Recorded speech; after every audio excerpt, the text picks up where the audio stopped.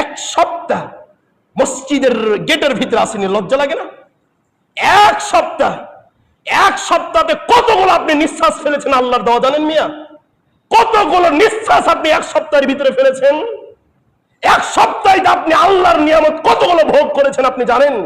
এক সপ্তাহের ভিতরে আপনি কতগুলো মুখ দিয়ে কথা বলেছেন আপনি জানেন?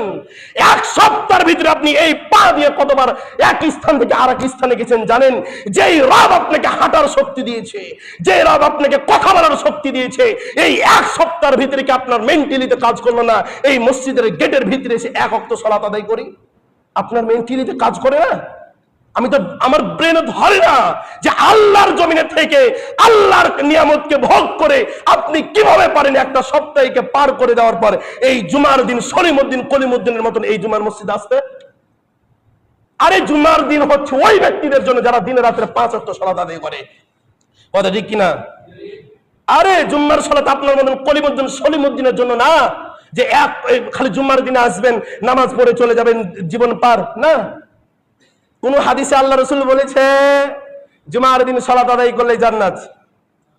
কি বলেছে? তা আশা করেন কেমনে? কেমনে আশা করেন?